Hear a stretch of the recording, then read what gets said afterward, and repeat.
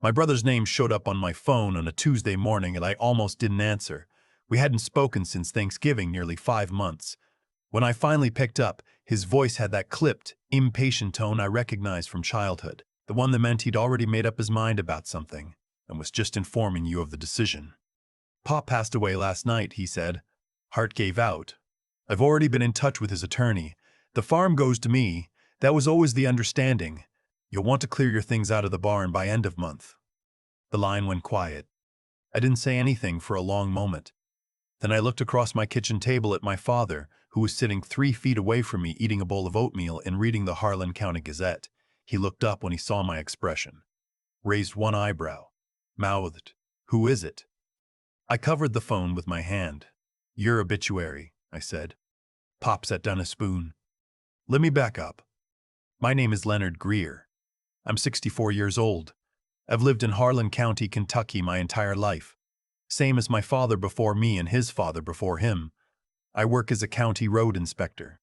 Have for going on 30 years and I live about 12 minutes from my father's farm on Route 9. That farm has been in our family since 1952, 47 acres. Tobacco for the first 30 years, soybeans after that.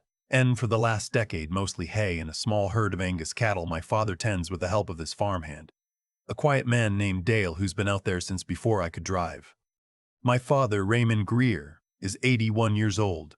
He's the kind of man who doesn't waste words, spent his whole life getting up before sunrise, doing the work in front of him, and going to bed when it was done. Never complained about much.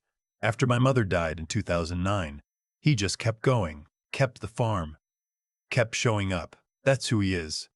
My brother, Curtis, left Harlan County at 22 to go to law school in Louisville, married well, made partner at a firm that handles corporate contracts, bought a house in a suburb with a name that sounds like a golf course. He comes back to Kentucky maybe twice a year, Christmas if we're lucky, sometimes not even then. I'm not bitter about it. That's just who Curtis turned out to be. He wanted something different, and he went and got it. Pop was proud of him. Had a framed copy of the Kentucky Bar Journal on the wall in his office, the one that ran a small feature on Curtis's firm a few years back. Pop showed it to everyone who came through.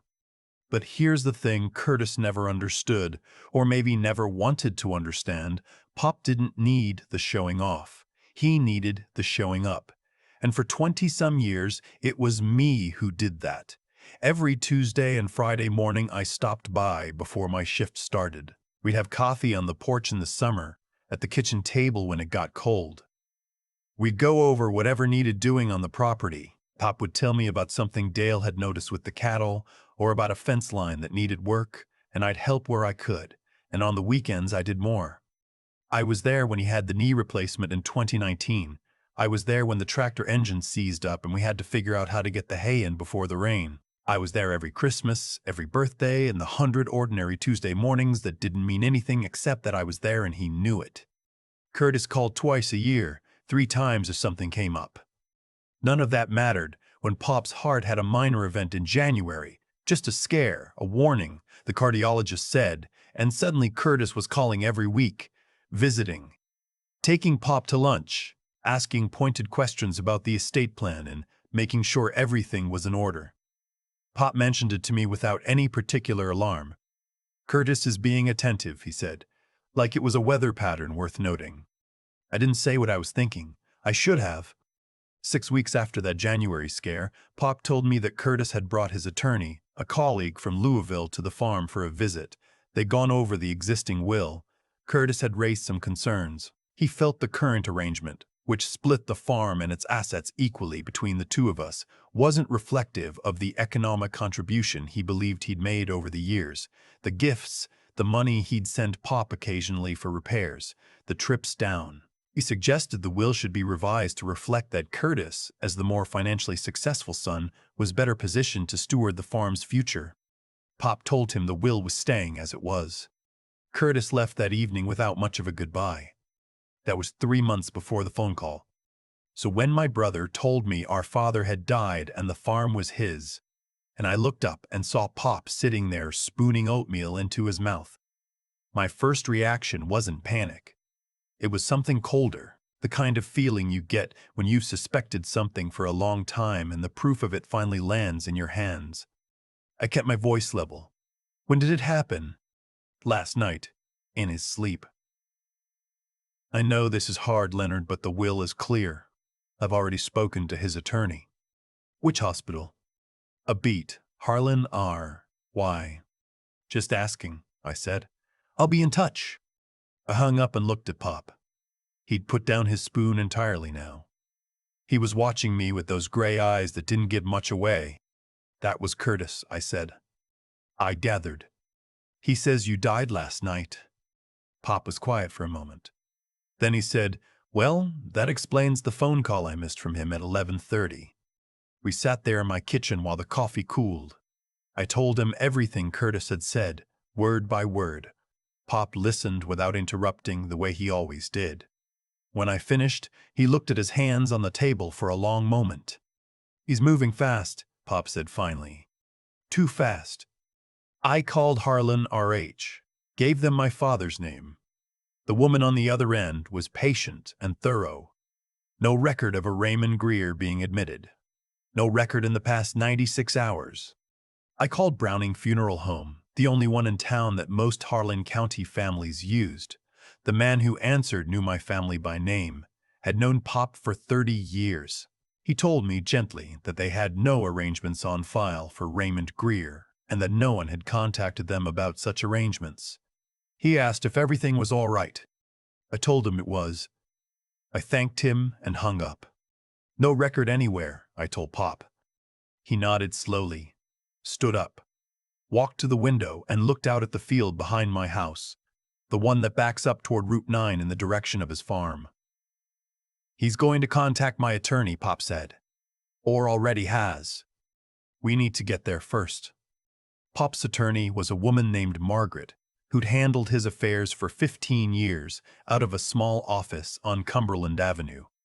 She was in her mid-50s, practical and sharp, the kind of lawyer who'd grown up in the county and knew exactly how things worked here. I'd met her twice at the farm when Pop had updated the will after my mother passed.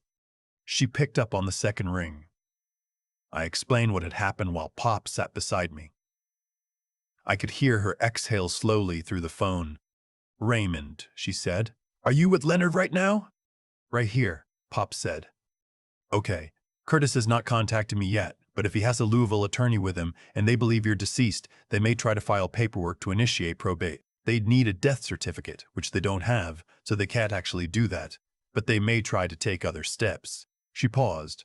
Have there been any recent changes to financial accounts? Any joint accounts, any paperwork Curtis could have had Raymond sign during those visits in January and February? Pop's jaw tightened. He had me sign something in February, said it was a healthcare proxy update. Margaret was quiet for 3 seconds. Raymond, I need you to come to my office today. We were there within the hour. It took Margaret the better part of the afternoon to sort through what had happened. The document Pop had signed in February was not simply a healthcare proxy.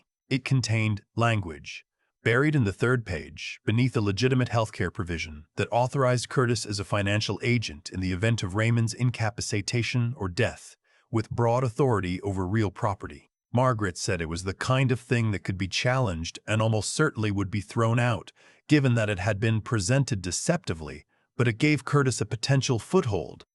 He planned this carefully, Margaret said. Not carefully enough, but carefully. Pop sat across from her desk and didn't say anything for a long moment. I watched his face. He wasn't angry exactly, or maybe he was, but it was the kind of anger that goes very still instead of loud. What do we do? I asked. First, we document everything, Margaret said. Margaret said, Raymond, I'm going to prepare an affidavit confirming that you are alive, competent, and that the February document was signed under false pretenses. We'll file it with the county clerk today. That protects the farm. Second, we need to think about whether you want to involve law enforcement. What would they do? Pop asked. Document fraud is a crime. Filing false claims against an estate, even prematurely, can be criminal. And Leonard, that phone call you received this morning, depending on what Curtis does next with it, could be wire fraud. She looked at me. Did you record it? I hadn't, but I remembered every word. Call him back, Margaret said. Not today. Let things settle. But at some point, we may want him on record. We left her office at 4 in the afternoon. Pop wanted to drive out to the farm. I followed him in my truck. Dale was in the east pasture moving the Angus when we pulled in. He saw Pop get out of the car and lifted a hand. Same as he did every day. Nothing about his expression suggested anything was wrong. Of course not. As far as Dale knew, it was just another afternoon. Pop walked through his own house slowly, the way you walk through a place when you're seeing it fresh.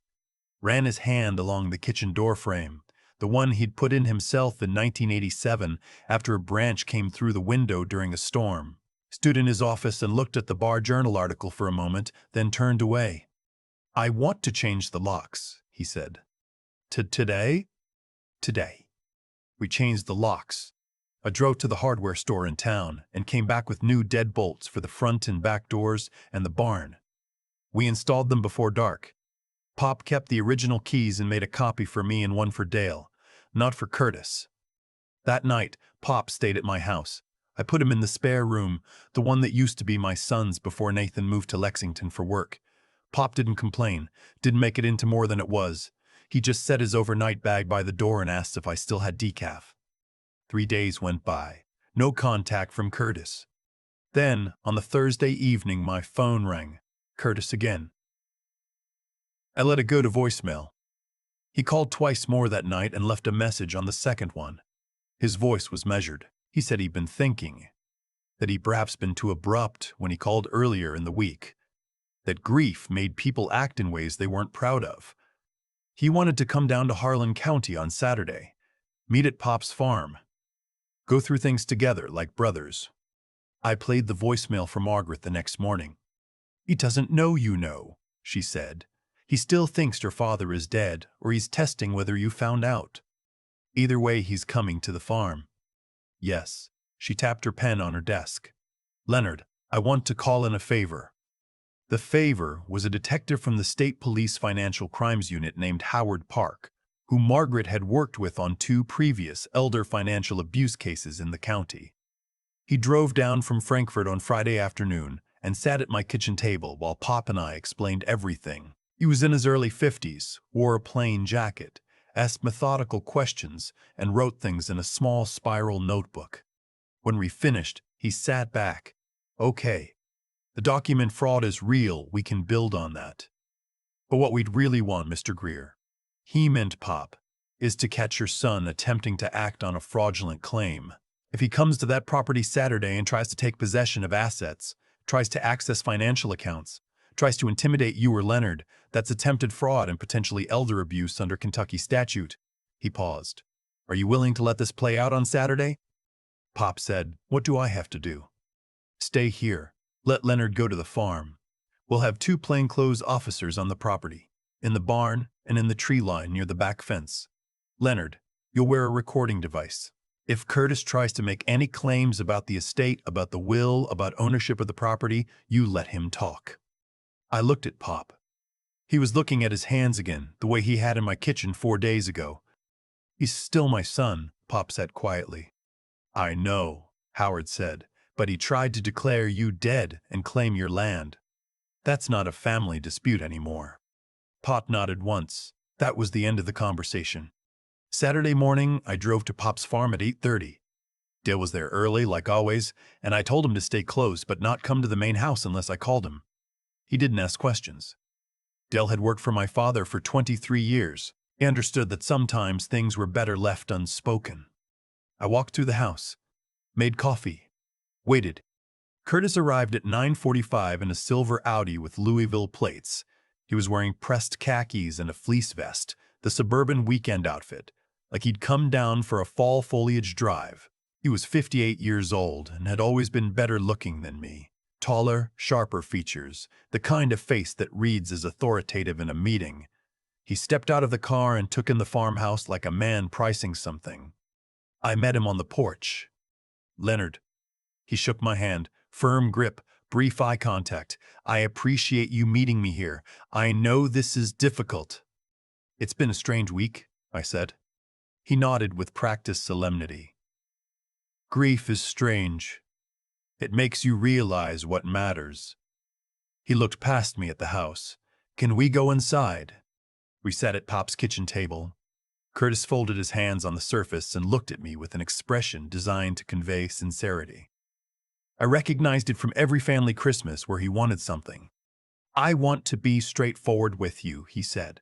I know Pops will split the farm 50-50, but Leonard, you have to understand, this land is worth close to $1 million with the current market. Managing it, making decisions about it, that requires a certain kind of financial sophistication. He paused. I have contacts in Louisville who could develop this property. Turn it into something significant. You'd receive a buyout, a fair one. You wouldn't have to worry about any of this. Pop's will's pretty clear, I said. Pop's will is outdated. He reached into the inside pocket of his fleece and withdrew a document, set it on the table and slid it toward me. This is a revised will, signed in March. Everything goes to me. The farm, the property, the accounts. It also references the power of attorney document from February. He kept his voice even, reasonable, like he was discussing a contract with a client. I know this is a shock, but I'd been thinking about Pop's legacy for a long time. You've done what you could here, Leonard. You've been good to him. But running a farm operation, protecting that kind of asset, that's not a road inspector's skill set. It's mine. That document's a forgery, I said. His expression didn't change, not right away. That's a serious accusation. Margaret has the original, notarized, dated 2 years ago. She filed a copy with the county clerk on Tuesday. Something shifted in his face then. Not much. A flicker, the way ice looks before it cracks. Curtis, I said. You called me 10 days ago and told me Pop was dead. He wasn't. He was sitting in my kitchen.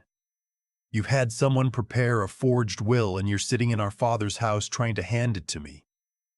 I kept my voice steady. What were you planning to do if I just signed off on everything? What were you planning to do about Pop? Pop is gone, Leonard. No, I said. He's not. The back door opened. Pop walked in from the kitchen porch where he'd been standing since 9:50. He had on his work boots and his canvas jacket. He looked at Curtis the way you look at something you built and watched fall apart. Curtis didn't speak. His face went through 4 or 5 things in the span of about 2 seconds. Dad. His voice came out smaller than I'd ever heard it. You're alive, Pop said. Have been the whole time. The front door opened. Howard Park and one of the plainclothes officers stepped through. The second officer came in from the back. Curtis stood up slowly from the table. Mr. Curtis Greer, Howard said. I'm Detective Howard Park, Kentucky State Police. I need you to step outside with me. They took him out, onto the porch. I stayed in the kitchen with Pop. We could hear voices outside, measured and official. Pop poured himself a glass of water from the sink, the same sink I'd helped him replace the faucet on 2 springs ago. He drank half of it and set the glass down. He didn't even apologize, Pop said. No, just started explaining. He set his jaw, like he was still making the case. I didn't answer. There wasn't anything to say that would have made it better. Curtis was charged with document fraud, forgery, and elder financial abuse under Kentucky statute. Margaret filed a civil action to void the fraudulent power of attorney. The case went to trial 8 months later in Harlan County Circuit Court. Curtis hired a defense attorney from Lexington who argued family dynamics, estrangement, miscommunication. The judge didn't buy much of it. Curtis was convicted on 2 of the 3 counts and sentenced to 3 years, with the possibility of parole after 18 months. I sat in that courtroom for every day of the trial. Pop came for the verdict. He sat in the back row in his canvas jacket and watched his son receive the sentence with the same still expression he always had.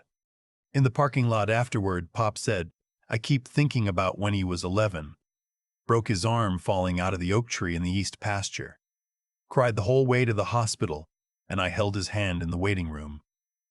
He looked at the courthouse steps. Same kid. I know, Pop. I'm not over it. He said it plainly, not asking for anything. Don't know if I will be. You don't have to be. He nodded, and we walked to the truck. 6 months after the trial, Pop officially added my name to the farm deed as co-owner. It wasn't about inheritance. It was about what's right. His words. Margaret drew up the paperwork in an afternoon, and we signed it at her office with Dale as one of the witnesses.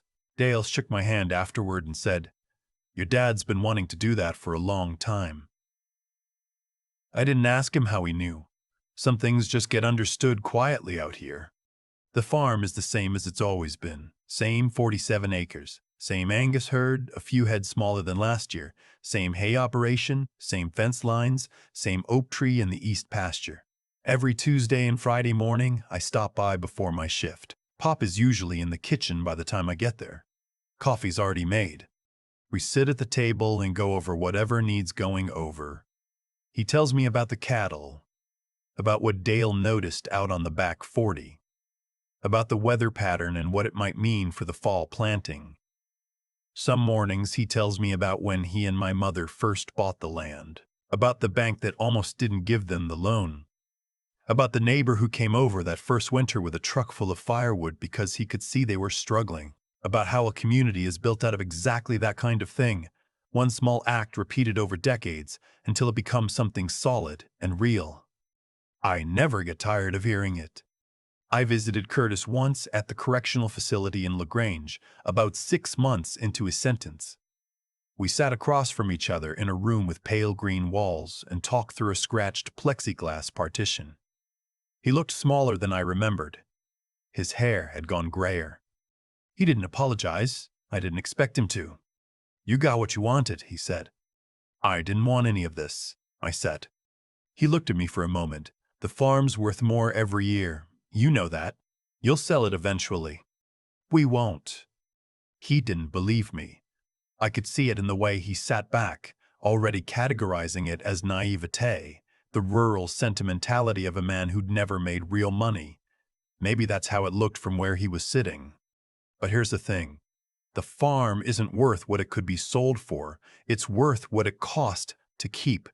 It's worth the Tuesday mornings and the fence lines and the years I didn't leave because leaving wasn't what needed doing. It's worth my father's hand on the kitchen door frame he put in himself 37 years ago. It's worth Dale in the east pasture lifting a hand in the late afternoon light.